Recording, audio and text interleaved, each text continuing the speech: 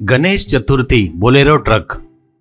रमेश बहुत बुद्धिमान था। वो 10वीं कक्षा कंप्लीट करके आगे की पढ़ाई के लिए एडमिशन करने का इंतजार कर रहा था। पिताजी नीरज अपने लड़के को कैसे भी करके अच्छे कॉलेज में बहुत पढ़ाने की इच्छा थी, पर आर्थिक परिस्थिति ठीक नहीं रहने से छोटे कॉलेज में एडमिशन कराएंगे करके सोचते हैं।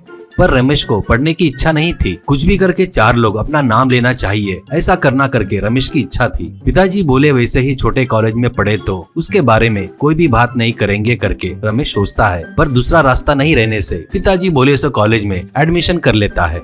रमेश के साथ उसके स्कूल के दोस्त बाबू और सिद्धू भी उसी कॉलेज में एडमिशन लेते हैं। तीनों भी जन रोज बढ़िया कॉलेज में जाकर आते थे। रमेश, बाबू और सिद्धू एक ही एरिया में रहते थे। रमेश अपने दोस्तों से हमेशा कहता था, यार कुछ भी करके फेमस होना है रे।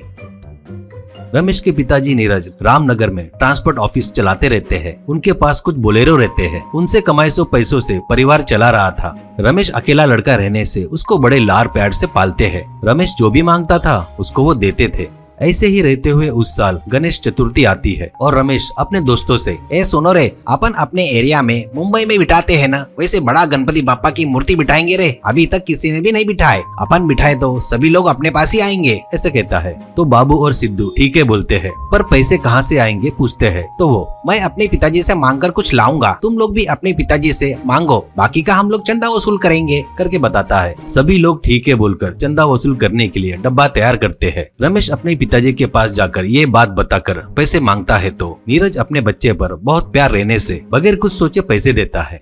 ऐसे उस एरिया में सबके पास से पैसा वसूल करना शुरू करते हैं। एरिया में रहने वाले सभी लोग बच्चों का उत्साह देखकर पैसा ज्यादा देते हैं। पैसे वसूल हो गए थे। बापा को बिठाने के लिए एरिया में ग्राउंड को भी सिलेक्ट कर लेते हैं। रमेश अपने दोस्तों के साथ साथ और कुछ लोगों को लेकर गणपति बापा को लाने के लिए जाएंगे करके सोचते हैं, पर वो लेकर आने के लिए ट्रक कहाँ से लाना है करके सोचकर अपने पिताजी से बोलेरो मांगेंगे करके सोचकर नीरज से, पिताजी गणपति बापा लाने के लिए मुझे ट्रक चाहिए करके बोलते हैं। तो नीरज, ले लो बेटा करके ड्राइवर के साथ देकर भेजते हैं। मार्केट में जाकर वहाँ एक बहुत बढ़िया गणपति बापा की मूर्ति सिलेक्ट करते हैं।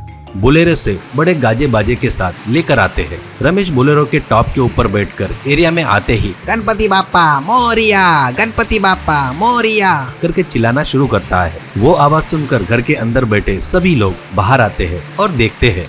बापा को सोचे वैसे ही उसी जगह पर बिठाते हैं। बढ़िया मंडप को डेकोरेशन भी करते हैं और बापा के पूजा के लिए 9 दिन के लिए पंडित से बात भी कर लेते हैं। पूजा का सामान भी मंगवाते हैं। बैनर और फ्लेक्सी पर रमेश एंड फ्रेंड्स करके लिखवाते हैं। वो तैयारी देखकर कॉलोनी के एरिया के लोग बहुत खुश होते हैं। त्योहार का दिन आता है। सभी लोग सुबह उठकर तैयार होकर नए कपड़े पहनकर बापा के मंडप में आते हैं। पंडित जी भी आते हैं। पूजा बहुत बढ़िया करते हैं। गणपति बापा के हाथों में 5 किलो का लड्डू भी रखते हैं। गणपति बापा की कथा पढ़कर सुनाते हैं। पंडित जी की कथा पूरी होने के बाद सभी लोग अक्षता हाथ में लेकर चढ़ा रहे थे। रात में अब चांद को भी हिम्मत से देख सकते हैं करके सब लोग हंसते हैं। गणपति बापा के नवरात्रि में 9 दिन कार्यक्रम भी रखते हैं रमेश एंड फ्रेंड्स।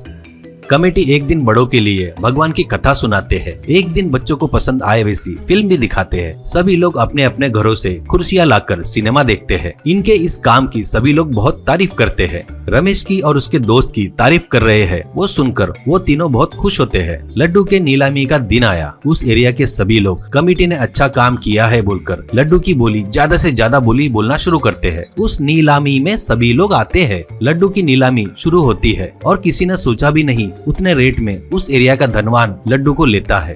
तुरंत उस लड्डू को सब में बांटकर कहता है, बच्चों का प्रोत्साहन करो, मैं भी इसलिए बोली ज्यादा लगाया हूँ, शाबाश रमेश एंड गैंग कहकर अभिनंदन करता है। रमेश बहुत खुश होता है।